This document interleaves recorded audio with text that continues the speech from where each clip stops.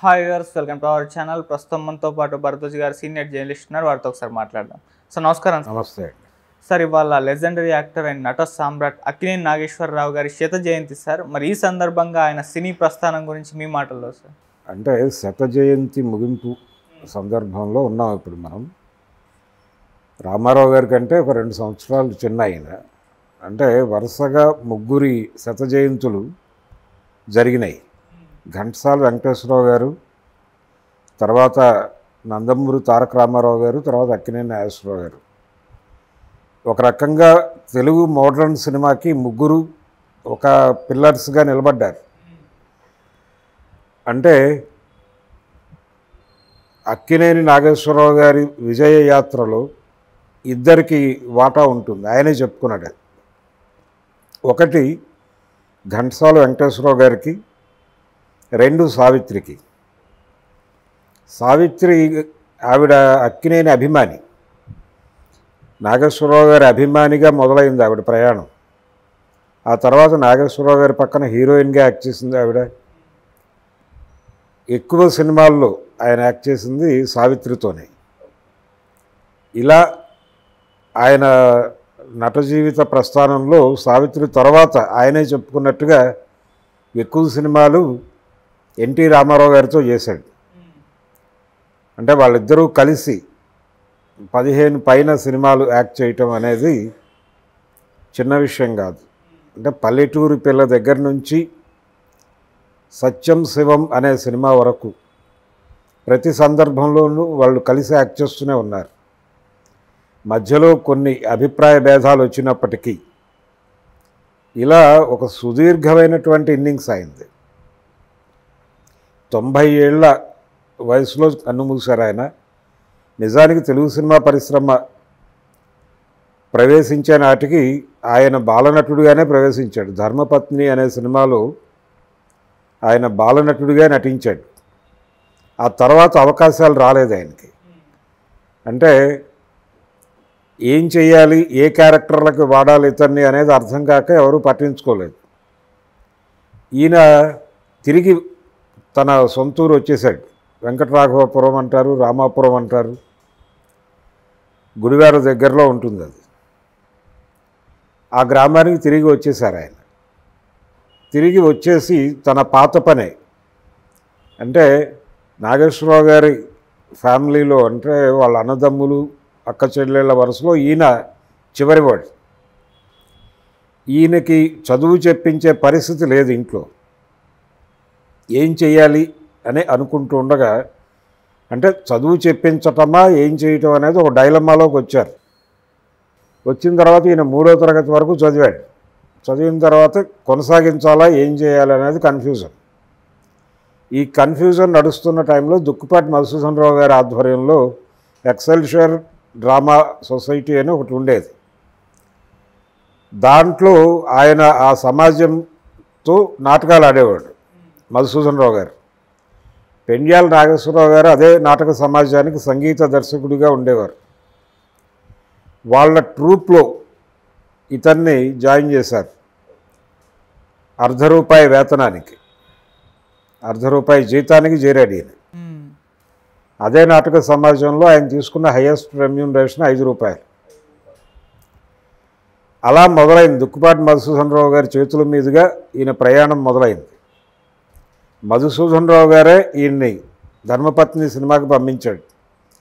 ధర్మపత్ని సినిమా నాగేశ్వరరావు గారికి తెర మీద కనిపించిన మొదటి సినిమా అయితే, చక్రపాణి, విజయ చక్రపాణి గారు డైలాగ్ రైటర్గా ఎంట్రీ ఇచ్చినటువంటి సినిమా కూడా ధర్మపత్ని. అలా ఆ సినిమాకు ఒక రిలవెన్స్ ఉంది. ఇలా ధర్మపత్నితో మొదలై వెనక్కి వచ్చేసిన తర్వాత నాగేశ్వరరావు గారు తిరిగి మధుసూదన్ రావు గారి నాటకాల్లో నటిస్తూ ఉండేవాడు. ఆడపాత్రలు చేసేవాడు ఆయన. ఇలా నడుస్తూ ఉండగా ఒక నాటకం ఆడి విజయవాడ రైల్వే స్టేషన్లో గుడివాడ వెళ్ళే ట్రైన్ కోసం వెయిట్ చేస్తున్నారు మధుసూదన్ రావు గారి ఆధ్వర్యంలో. అదే టైంలో మచిలీపట్నం నుంచి వచ్చే ట్రైన్లో ఆయన ఘంటసాల బలరామయ్య గారు వచ్చారు. ఆయన ప్లాట్ఫామ్ మీద మధుసూదన్ రావు గారిని చూసి పలకరించారు. ఈయన ఆయన్ని పలకరించడం, ఆయన ఈయన్ని పలకరించడం. ఈ సందర్భంగా ఆయన దృష్టి అక్కినేని నాగేశ్వరరావు గారి మీద పడింది. పడి సీతారామ జననం అని సినిమా చేస్తున్నాను నేను, దానిలో రాముడి క్యారెక్టర్కి ఇతను బాగుంటాడు అనుకుంటున్నాను, తీసుకెళ్ళనా అని అడిగాడు. ఆయన ఆల్రెడీ వెళ్ళాడు, ఇంతకుముందు సినిమాలో యాక్ట్ చేశాడు. ఆ తర్వాత ఏ వేషాలు ఇవ్వాలో తెలియని కన్ఫ్యూజన్లో, అంటే వయసు రీత్యా బాలనటులు అందరికీ ఉండే సమస్య ఇది. బాలనటులుగా ఒక సినిమా చేసిన తర్వాత వీళ్ళ వయసు పెరుగుతుంది ఆ సినిమా రిలీజ్ అయ్యే టైంకి. ఆ తర్వాత ఏ క్యారెక్టర్లు ఇవ్వాలి వీళ్ళకనే కన్ఫ్యూజన్ ఉంటుంది. అటువంటి సందిగ్ధావస్థలో వచ్చేసాడు వెనక్కి. మీరు కావాలంటే తీసుకెళ్ళిపోండి అని చెప్పాడు ఆయన. అలా నాగేశ్వరరావు గారు తిరిగి సీతారామ జననం అనే సినిమాతో మెడ్రాస్ వెళ్ళారు. ఆ సినిమాలో ఘంటసాల గారు కూడా నటించారు. అప్పటికి ఆయన మెడ్రాస్ చేరున్నారు. విజయనగరం సంగీత కళాశాలలో చదువు పూర్తి చేసుకుని పట్రాయని సీతారామ శాస్త్రి గారి దగ్గర మరికొన్ని మెళకువలు నేర్చుకుని ఆయన మెడ్రాస్ చేరారు ఆకాశవాణికి. చేరిన తర్వాత ఆయన కూడా సినిమా ప్రయాణం మొదలుపెట్టాడు. మొదలుపెట్టి ఆయన కూడా ఘంటసాల బలరామయ్య గారి కంపెనీలోనే మొదలుపెట్టాడు. అక్కడే వీళ్ళిద్దరూ కలిశారు. వీళ్ళిద్దరూ కొంతకాలం రూమ్మేట్స్ కూడా, ఘంటసాల గారు అలాగే నాగేశ్వరరావు గారు. ఇలా మొదలైన తర్వాత ఆయనకి వెంటనే, అంటే అప్పటికి సాంఘిక చిత్రాల కథానాయకుడిగా నాగయ్య గారికి ఒక అద్భుతమైన పేరు, ఇమేజ్ ఉండేది. బిఎన్ రెడ్డి గారి సినిమాలు, అది వందే మాతరం, దేవత, ఈ సినిమాలతో ఆయన చాలా పెద్ద హీరోగా ఉన్నాడు. బేదలపాట్లు సినిమాకి ఆ రోజుల్లోనే లక్ష రూపాయలు రెమ్యూనరేషన్ తీసుకున్నారు ఆయన అని చెప్పేవారు. ఆ స్థాయిలో నాగయ్య గారు అలాగే నారాయణరావు గారు వాళ్ళిద్దరూ హీరోలుగా నడుస్తున్నటువంటి టైము. అదే టైంలో వెంకటేశ్వరరావు గారు, గాలి వెంకటేశ్వరరావు గారు, ఆయన మాలపిల్ల సినిమాలో హీరో, కాంచనమాల గారి పక్కన. వీళ్ళు ఇలా నడుస్తున్నటువంటి టైంలో అక్కినేని నాగేశ్వరరావు గారితో పౌరాణిక చిత్రాలు, అంటే ఆయన సీతారామ జననంలో పౌరాణిక పాత్ర చేశాడు కానీ పౌరాణిక పాత్రలకి నప్పే విగ్రహం కాదు. రాముడి పాత్రలో ఆయనతో చేయించారు. ఇతనితో ఏ క్యారెక్టర్లు చేయిస్తే బాగుంటుంది అనేది మళ్ళీ సందిగ్ధమే. ఆ టైంలో మీర్జాపురం రాజా గారు ఈయనతో జానపద చిత్రాలు ప్లాన్ చేశారు. కీలుగుర్రం, ఇవన్నీ, బాలరాజు. ఈ సినిమాలు మంచి విజయాలు అందుకున్నాయి. దాంతో సూపర్ స్టార్డమ్ వచ్చింది ఆయనకి. ఇలా జానపద కథానాయకుడిగా వెలుగుతున్నటువంటి అక్కినేని నాగేశ్వరరావు గారికి 50 సంవత్సరంలో, అంటే అప్పటికి 48లోనే ఎన్టీ రామారావు గారు ప్రవేశించారు. ఆయన డిగ్రీ చదువుకుని వచ్చాడు. డిగ్రీ చదివి ప్రభుత్వోద్యోగం వదిలేసి సినిమాల్లోకి వచ్చాడు ఆయన. ఆయనతో ఏ రకంగానూ పోల్చదగ్గ పరిస్థితి కాదు ఇది. ఆయన ఎంట్రీ ఇచ్చిన తర్వాత ఆయనకి పాతాళ భైరవి అనేటువంటి ఒక అవకాశం దొరికింది 3 సినిమాల తర్వాత. మొదటి సినిమా మన దేశం తర్వాత పల్లెటూరు పిల్ల చేశాడు ఆయన. అందులో నాగేశ్వరరావు గారు ఆయన కలిసే యాక్ట్ చేశారు. రామారావు, నాగేశ్వరరావు ఇద్దరు ఉంటారు ఆ సినిమాలో. అక్కడ మొదలైంది వీళ్ళ స్నేహం. ఆ తర్వాత ఈయన షావుకారు సినిమాలో చేశాడు, విజయవారి షావుకారులో. ఆ తర్వాత సినిమా పాతాళ భైరవ్, అదే బ్యానర్లో. ఆయన పర్మనెంట్ ఆర్టిస్ట్ విజయకి. పాతాళ భైరవికి ముందనుకున్న హీరో నాగేశ్వరరావు గారే. ఆ తర్వాత రాజారెడ్డి అని ఒక డాన్సర్తో చేయాలనుకున్నాడు కేవీ రెడ్డి గారు. ఫైనల్గా ఎన్టీఆర్కి ఫిక్స్ అయ్యాడు ఆయన. ఎన్టీఆర్కి అది ఆ సినిమా విపరీతమైనటువంటి ఎలివేషన్ తీసుకొచ్చింది. ఆయన్ని తెలుగు ప్రేక్షకుల్లో హృదయాల్లో ప్రతిష్ఠ చేసినటువంటి సినిమా పాతాళ భైరవి, తోటరాముడు క్యారెక్టర్. ఆ సినిమా చూసిన తర్వాత నాగేశ్వరరావు గారికి, అంటే స్వీయ లోపంబులు ఎరుగుట పెద్ద విద్య అని ఆయన చాలా సందర్భాల్లో చెప్పేవాడు. ఓకే. తన పరిమితులు ఏమిటి అనేది అర్థమైంది ఆయనకి. అవతల తనకి పోటీగా ఇంకొక నటుడు వచ్చాడు, ఆయన చాలా బలంగా విజయ పతాకాన్ని ఎగరేస్తున్నాడు, తనకంటే ఒడ్డు పొడుగు ఉన్నటువంటి మనిషి, అలాగే తనకంటే గంభీరమైనటువంటి వాయిస్ ఉంది, తనకంటే చదువుకున్నవాడు, ఇలా ఏ విధంగా చూసినా కానీ తనతో అంటే తనకి ఏమాత్రం కంపారిజన్ లేనటువంటి ఇంకొక నటుడు వచ్చేసాడు పోటీకి అనేది అర్థమైంది ఆయనకి. అర్థమైన తర్వాత తన నట జీవితాన్ని ఎట్లా నడపాలి అనే దానికి సంబంధించి ఆయన ఒక డిజైన్ చేసుకున్నాడు. ఆ రోజే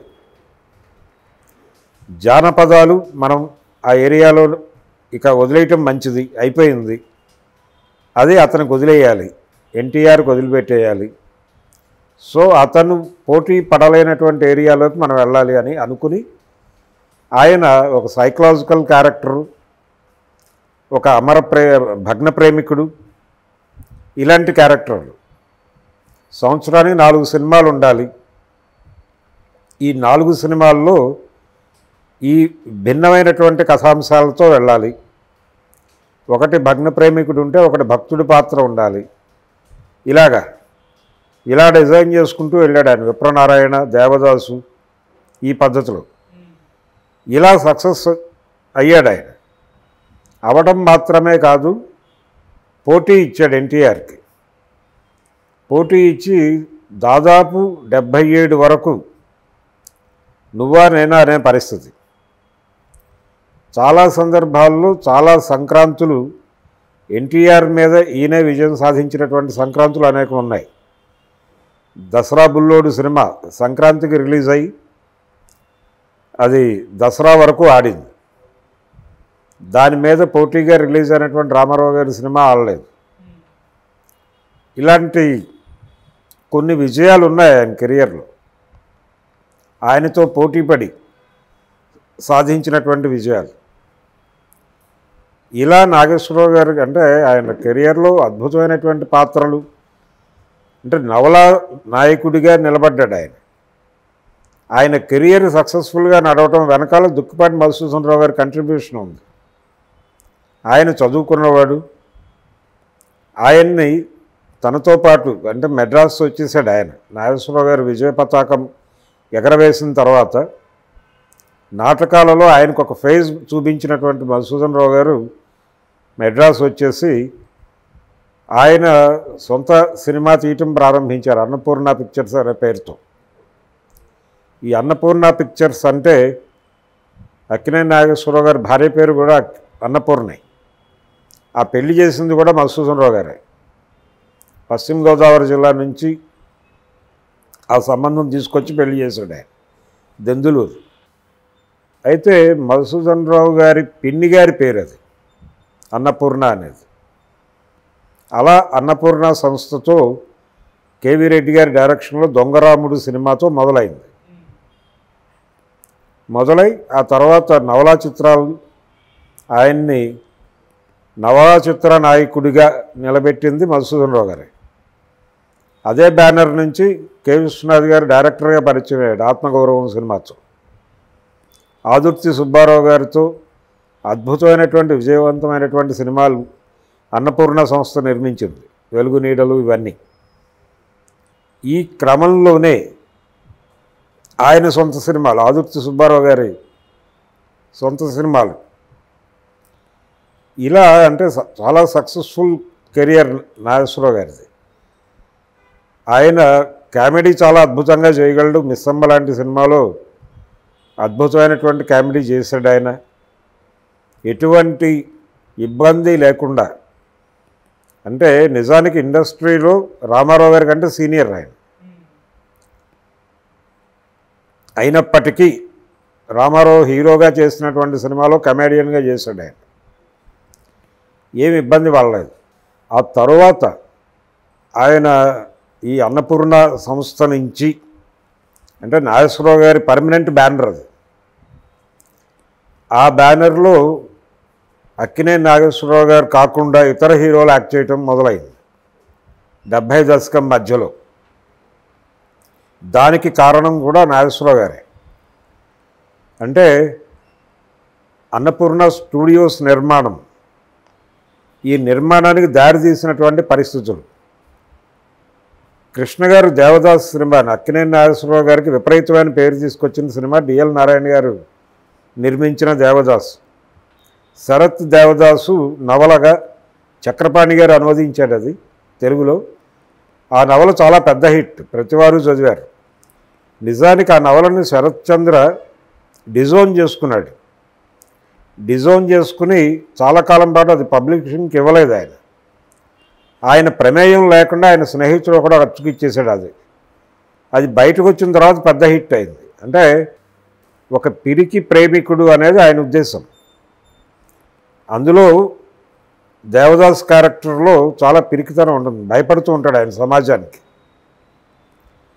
ఈ భయం ఉన్నటువంటి వాడిని కథానాయకుడిగా ఎలా ప్రొజెక్ట్ చేయాలి అనేది ఆయనకే చిరాకేసి రైటర్కే పక్కన పెట్టేశాడు. ఆ క్యారెక్టర్తో ఈయన తెలుగు ప్రేక్షకుల మనసులు గెలుచుకున్నాడు. కృష్ణ గారు దేవదాసుని మళ్ళీ తీయాలనుకున్నాడు. ఆయన డిఎల్ నారాయణ గారు వచ్చి హక్కులు తీసుకోమన్నాడు. పాత దేవదాసు హక్కులు నీకు అమ్మేస్తాను అంటే ఈయన వద్దని చెప్పాడు. ఎందుకంటే నేరుగా శరత్ చంద్ర ఫ్యామిలీ నుంచి హక్కులు కొన్నాం కాబట్టి విడిగా ఈ సినిమా కొనక్కర్లేదు అన్నాడు ఆయన. అలా మిస్ అయింది అది. ఆ హక్కులు నాగేశ్వరరావు గారు కొనుగోలు చేశారు. చేసి కృష్ణ గారు దేవదాసు రిలీజ్ అయిన టైంలోనే కొత్త ప్రింట్లతో పాత దేవదాసును రిలీజ్ చేశాడు ఆయన. రిలీజ్ చేసిన తర్వాత కంపారిజన్ వచ్చింది. ఈ కంపారిజన్ వచ్చి కొత్త దేవదాసు ఫెయిల్ అయింది. అది ఫెయిల్ అయ్యి ఈ దేవదాసు సద్దినోత్సవం జరుపుకుంది. అప్పటికి అది 6వ రిలీజో 7వ రిలీజో కూడా. ఆ సినిమా హిట్ అవటం అంటే నవయుగ సంస్థ పెట్టుబడి పెట్టింది ఆ దేవదాస్కి, కృష్ణ గారి దేవదాస్కి, కాట్రగడ్డ శ్రీనివాసరావు గారు. ఆ సంస్థలో దుక్కుపాటి మధుసూదన్ రావు గారు కూడా భాగస్వామి నవయుగాలు. ఆయనే కాదు నాగేశ్వరరావు గారు కూడా భాగస్వామి. అంటే మన పార్ట్నరే మనల్ని ఇబ్బంది పెట్టాడు అనేటువంటి ఒక భావనకి గురయ్యాడు ఆయన శ్రీనివాసరావు గారు. అప్పుడు నవయుగ వారి ఆధ్వర్యంలోనే సారథి స్టూడియోస్ ఉండేది. సారథి స్టూడియోస్లోకి అక్కినేని నాగేశ్వరరావుని కాలు పెట్టనివ్వకూడదు అని ఒక నిర్ణయం తీసుకున్నాడు ఆయన. నాగేశ్వరరావు గారు కూడా ఇక సారథి స్టూడియోస్లోకి వెళ్ళకూడదు అని నిర్ణయం తీసుకుని యుద్ధ ప్రాతిపదిక మీద అన్నపూర్ణ స్టూడియోస్ నిర్మించాడు 75లో. 74లో మొదలైంది అది. 75 సెక్రటరీ సినిమాతో ప్రారంభమైంది.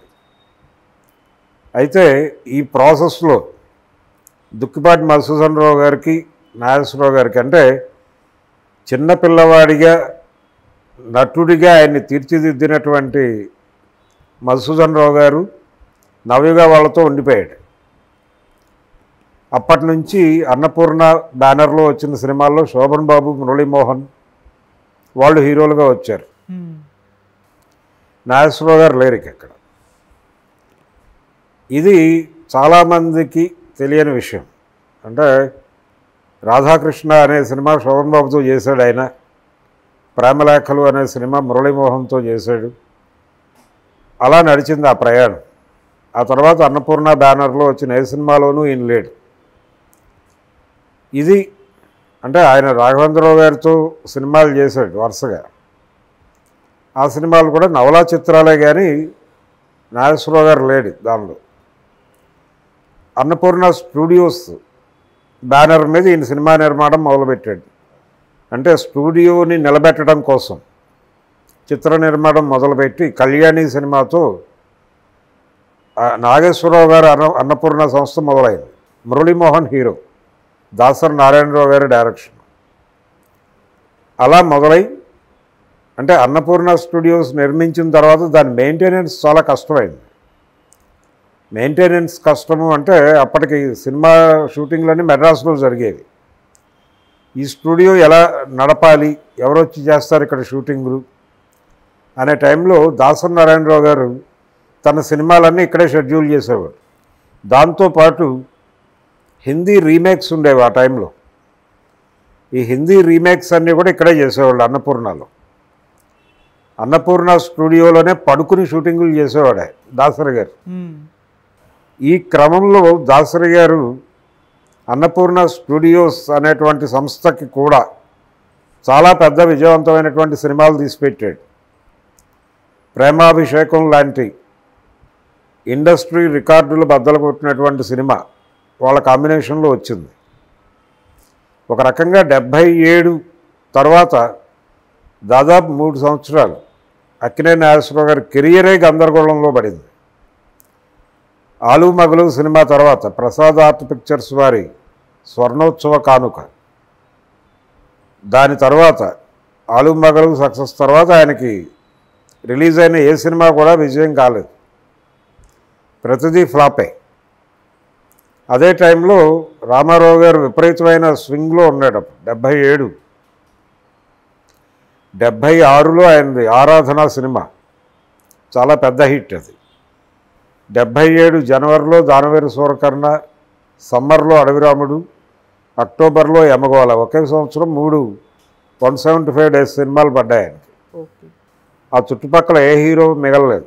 ఇక అక్కడి నుంచి ఆయన సీఎం అయ్యే వరకు అప్రతిహతంగా నడిచింది అది. 77 నుంచి 80 వరకు అక్కినేని నాగేశ్వరరావు గారికి శతదినోత్సవ సినిమా దొరకలేదు. అటువంటి టైంలో 7 అంతస్తుల మేడ అనే సినిమాతో ఒక హిట్ ఇచ్చాడు ఈయన దాసరి. అక్కడి నుంచి మళ్ళీ మొదలైంది నాగేశ్వరరావు గారి కెరియర్. శ్రీవారి ముచ్చట్లు, ఇలా ప్రతి సంవత్సరానికి ఒక పెద్ద హిట్ ఇవ్వటం అనేది దాసరి గారు ఒక ఆచారంగా మొదలుపెట్టాడు. శ్రీవారి ముచ్చట్లు టైంలోనే ఈ సినిమా స్క్రిప్ట్ చేశాడు ప్రేమాభిషేకానికి. ప్రేమాభిషేకం వాళ్ళ బ్యానర్లో వచ్చిన సినిమా, అన్నపూర్ణ స్టూడియోస్ బ్యానర్లో ఇండస్ట్రీ రికార్డులు బద్దలు కొట్టిన సినిమా అది. రామారావు గారి సినిమాలకి ధీటుగా ఆడింది అది. ఆడటమే కాదు, కొన్ని సెంటర్స్లో ఆయన రికార్డుల్ని కూడా కదిలించినటువంటి సందర్భం ఉంది. ఇలా అదే దాసనారాయణరావు గారితో మళ్ళీ విభేదాలు. అన్నపూర్ణ స్టూడియోస్ని, అంటే దాసరి గారి భాషలో చెప్పాలంటే ఎండుగడ్డి కూడా మొలవనటువంటి స్టూడియోని పచ్చగడ్డితో కలకలలాడేటట్టు చేస్తే ఆ స్టూడియోలో నుంచి నన్ను బయటకు నడిపారు అని చెప్పేవాడు ఆయన. అలా పాత దేవదాసు కొత్త దేవదాసు మీద పోటీగా విడుదల చేసి దుక్పాటి మధుసూదన్ రావు గారిని, ఆ తర్వాత తన స్టూడియో తన బ్యానర్ పెద్ద హిట్స్ ఇచ్చి దాదాపు 2.5 సంవత్సరాల తర్వాత తనకు ఒక శతదినోత్సవ చిత్రం ఇచ్చినటువంటి తన అభిమాని దాసరి గారు నాగేశ్వరరావు గారి అభిమాని, ఆయనతో విభేదాలు. వాళ్ళిద్దరూ చివరి వరకు మాట్లాడుకోలేదు. ఒకే డయాస్ మీద ఉండటానికి కూడా ఇష్టపడేవాళ్ళు కాదు వాళ్ళు. అది ఆయన జీవితంలో ఒక కొంత విషాదం. అలాగే ఆయన మెడ్రాస్ నుంచి హైదరాబాద్ రావడానికి కారణం పిల్లల చదువులు అని చెప్తారు, కానీ పిల్లల చదువుల కంటే కూడా ఆయన ఇండస్ట్రీని ఇక్కడికి తీసుకురావాలనే ప్రోగ్రాంలోనే వచ్చాడు. ఈ వచ్చే క్రమంలో ఆయనకి, అంటే ఇద్దరు మిత్రులు సినిమా వరకు బైలింగ్వల్స్ చేసేవాడు ఆయన. తమిళ భాషలో కూడా ఆయన సినిమాలు రిలీజ్ అయ్యి ఈయన తమిళ్లో యాక్ట్ చేసేవాడు, డైలాగ్స్ చెప్పేవాడు. ఈయన మీద తమిళ హీరోలు దుష్ప్రచారం చేసేవాళ్ళు అక్కడ. పర్టికులర్గా జమినీ గణేశన్, సావిత్రి గారి భర్త, ఆయన నాగేశ్వరరావు గారి సినిమాలను బ్యాడ్ చేసేవాడు అక్కడ. ఇది తెలిసి ఈయన నెమ్మదిగా, అంటే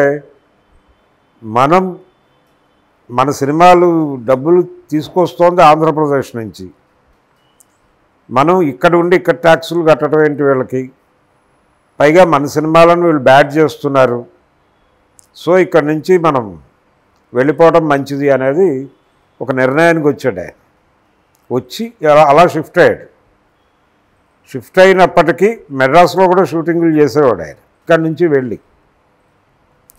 ఈ దేవదాసు వివాదం తర్వాత, అంటే సారథి స్టూడియోస్ నిర్మాణానికి కూడా నాగేశ్వరరావు గారే కారకుడు. రోజులు మారాయి అయిన సినిమా శతదినోత్సవ సభ హైదరాబాద్లో జరిగింది. అప్పుడు హైదరాబాద్ స్ట్రైట్ ఇది, బూర్గుల నాయకత్వంలో మంత్రివర్గం ఉండేది ఇక్కడ. ఆయన క్యాబినెట్లో మంత్రిగా ఉన్నటువంటి కొండా రంగారెడ్డి గారు ఈ శతదినోత్సవ సభకు వచ్చి హైదరాబాదులో చలనచిత్ర పరిశ్రమ గనక అది ప్రారంభించడానికి ఎవరైనా ఉత్సాహం ప్రదర్శిస్తే వాళ్ళకి ప్రభుత్వం సహకారం అందిస్తుంది అని చెప్పాడు ఆ వేదిక మీద, రోజులు మారాయి సినిమా వేదిక మీద. ఆ సినిమాలో హీరో అక్కినేని నాగేశ్వరరావు గారు, హీరోయిన్ జానకి గారు. ఆ సినిమా సక్సెస్ తర్వాత చల్లపల్లి జమీందార్ ఆ సినిమా ప్రొడ్యూసర్, ఆయన సారథి స్టూడియోస్ ప్రారంభించారు. ఆ తర్వాత అది నవయుగ వారి చేతిలోకి అలా మారింది. అదే సారథి నుంచి ఆయన బయటకు వచ్చి అన్నపూర్ణ స్టూడియోస్ ప్రారంభించటం, ఈ అన్నపూర్ణ స్టూడియోస్ నుంచి దాసరి గారిని బయటకు పంపించాల్సి రావటం, ఇలా అంటే ఎన్ని ఇబ్బందులు ఉన్నప్పటికీ అదే కృష్ణతో, అంటే నిజానికి కొత్త దేవదాసు పాత దేవదాసు వివాదంలో కృష్ణ అక్కినేని నాగేశ్వరరావుల మధ్య విభేదాలు రాలేదు, నవయుగ వారితో నడిచింది అది గొడవ. ఆ తర్వాత అదే విజయకృష్ణ బ్యానర్లో హేమా హేమీలు అనే సినిమాలో కృష్ణ గారితో కలిసి నటించండి నాగేశ్వరరావు గారు. ఈ హైదరాబాదుకి సినిమా పరిశ్రమ షిఫ్ట్ చేయటం అనే కార్యక్రమం ఇది తనతో చెప్పకుండా జరిగినటువంటి కార్యక్రమంగా, అంటే తనని భాగస్వామిని చేయకుండా జరిగినటువంటి కార్యక్రమంగా రామారావు గారు ఫీల్ అయ్యేవాడు. రెండోది, ఇండస్ట్రీ హైదరాబాద్ రావటం అనే విషయంలో ఆయనకి కొన్ని సందేహాలు ఉన్నాయి. అంటే ఇన్ఫ్రాస్ట్రక్చర్ లేకుండా వెళ్ళి మనం ఏం చేస్తాము అనేది ఆయన ప్రధానమైనటువంటి ఆరోపణ.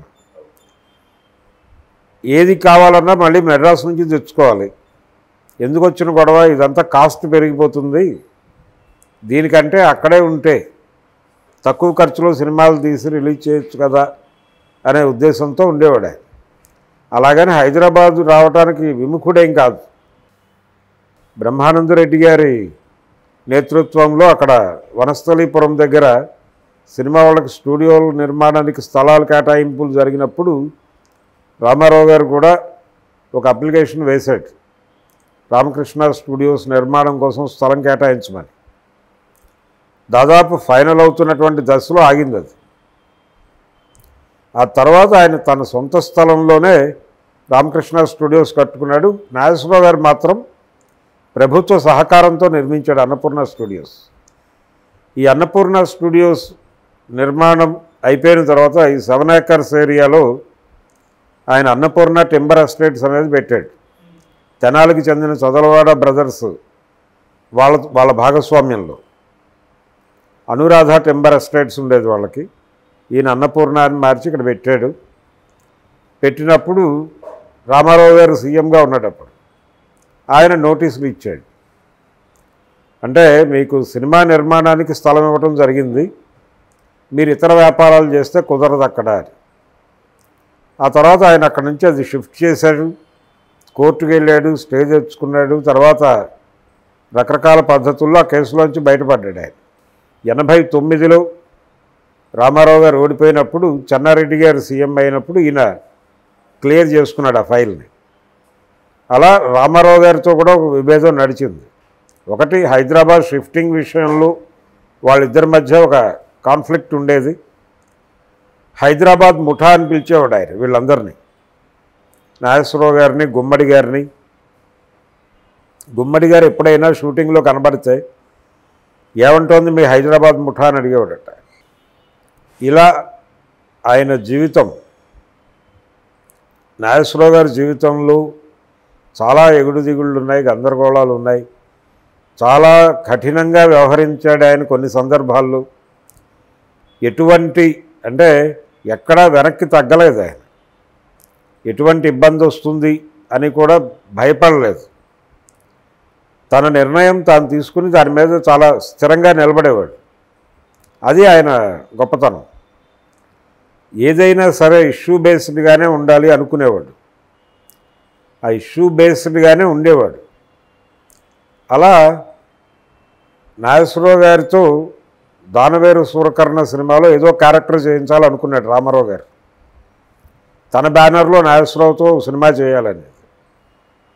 అలా అనుకున్నప్పుడు ఆయన చేయనని చెప్పాడు. పౌరాణికంలో నేను చేయను, ఎందుకంటే కృష్ణార్జున యుద్ధం అనేటువంటి సినిమాలో ఒక ఎక్స్పీరియన్స్ ఉంది ఆయనకి.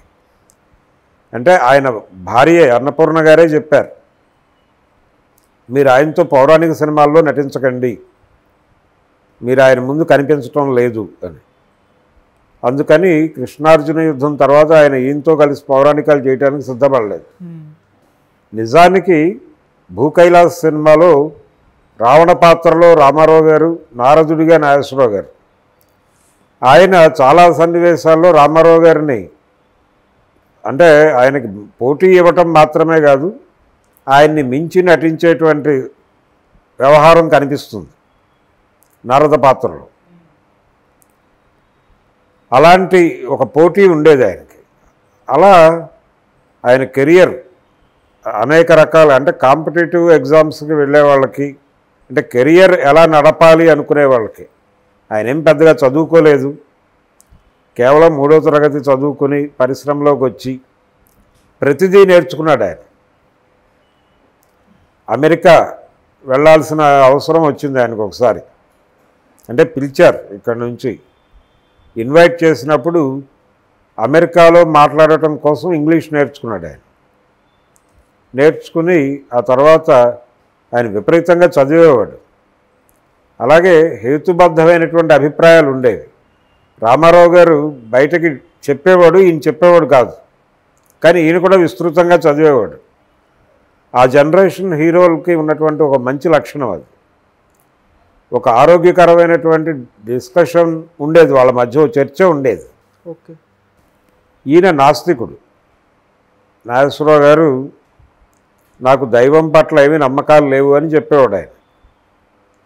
అలాగని చెప్పి వ్యతిరేకించేవాడు కాదు, ఇది నా అభిప్రాయం మాత్రమే అన్నట్టుగా వ్యవహరించేవాడు. రామారావు గారు తన అభిప్రాయాలను డిస్ప్లే చేసేవాడు తన సినిమాల్లో. ఆ ధోరణి నాగేశ్వరరావు గారికి లేదు. ఈయన మార్కెట్కి ఏం కావాలో అదే ఇచ్చేవాడు. మార్కెట్ని ఎడ్యుకేట్ చేసే ప్రోగ్రాం పెట్టుకునేవాడు కదా ఆయనలాగా. అది వీళ్ళిద్దరి మధ్య ఒక తేడా. అందుకని ఆయన రాజకీయాల్లోకి వెళ్ళాడు. నిజానికి రాజకీయాలతో సన్నిహిత సంబంధాలు మొదటి నుంచి నేర్పిన వ్యక్తి కూడా అక్కినేని నాగేశ్వరరావు గారే. అంటే ఆంధ్రప్రదేశ్ ముఖ్యమంత్రులు అందరితోనూ మంచి సంబంధాలు ఉన్నాయి ఆయనకు. సంజీవ్ రెడ్డి గారి దగ్గర నుంచి మొదలు పెడితే సంజీవ్ రెడ్డి గారితోనూ, బ్రహ్మానంద రెడ్డి గారితోనూ, వెంగళరావు గారితోనూ, నరసింహారావు గారితోనూ, వీళ్ళందరితోనూ సన్నిహిత సంబంధాలు ఉండేవి. ఒక దశలో ఎస్వి రంగారావు గారు ఆయన మీద ఒక ఆరోపణ చేశాడు. హైదరాబాదులో ఉండి ముఖ్యమంత్రులకు సన్నిహితంగా ఉండి ఈ నంది అవార్డులన్నీ తన సినిమాలకే వేయించేసుకుంటున్నాడు నాగేశ్వరరావు అని చెప్పి ఆయన ఒక ఆరోపణ, ఏది అందరూ ఉన్నటువంటి ఫ్లోర్లో మాట్లాడాడు ఆయన. జర్నలిస్టులు కూడా ఉండేవాళ్ళు అక్కడే, రిపోర్టర్లు కూడా అక్కడే ఉండేవాళ్ళు. అందరి సమక్షంలో ఆయన ఈ ప్రకటన చేశాడు. మర్నాడు పేపర్లో క్యారీ ఫార్వర్డ్ అయిపోయింది. అది అయిపోయిన తర్వాత ఆదుర్తి సుబ్బారావు గారు చూపించారు ఆ సినిమా సుడిగుండాలు. చదరంగం వర్సెస్ సుడిగుండాలు సినిమాల మధ్య ఘర్షణ. అది చూసిన తర్వాత ఆయన కన్విన్స్ అయ్యి నా సినిమా కంటే ఇది బెటర్గానే ఉంది, దీనికి ఇవ్వడం తప్పేం కాదు అన్నాడు. అలా రంగారావు గారితో ఒక గొడవ. ఇలా మొదలైనటువంటి, అంటే ఆయన చివరి వరకు ఆ స్నేహాన్ని నడిపింది విభేదాలు లేకుండా, ఆ స్నేహాన్ని స్నేహంగానే నడిపింది ఘంటసాల వెంకటేశ్వరరావు గారితో. ఆయనతో చివరి వరకు సన్నిహితంగానే ఉన్నాడు ఆయన. ఇలా నాగేశ్వరరావు గారి జీవితం తెలుగు సినిమా ప్రగతి, అంటే తెలుగు సినిమా పుట్టుక నుంచి ఉన్నాడు ఆయన. తెలుగు టాకీ పుట్టుక నుంచి ఆయన చనిపోయే వరకు ఆయన తెలుగు సినిమాతో పాటు ప్రయాణం. తెలుగు సినిమాలో ప్రతి మలుపులోనూ నాగేశ్వరరావు గారు ఉన్నాడు. అంత అంటే ఆయనకి ఆరోగ్య సమస్యలు ఉన్నప్పటికీ 74 ప్రాంతాల్లోనే ఆయనకి అనారోగ్యం, బైపాస్ సర్జరీ చేయించుకోవడానికి మెడ్రాస్ ఆయన అక్కడి నుంచి అమెరికా వెళ్ళి బైపాస్ చేయించుకురావటం, ఆ తర్వాత ఆయన ఇక యాక్ట్ చేయడేమో అనేటువంటి ప్రచారం జరిగింది.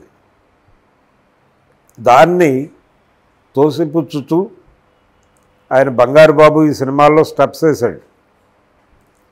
వేసి అంటే హీరోయిన్లకు పోటీగా అంటే తెలుగు సినిమా రంగంలో హీరో డ్యాన్స్ చేయటం అనేటువంటి కల్ట్ తీసుకొచ్చినవాడు నాగేశ్వరరావు గారు. రామారావు గారు ఎప్పుడు ఆయన నర్తించేటువంటి ప్రయత్నం చేయలేదు.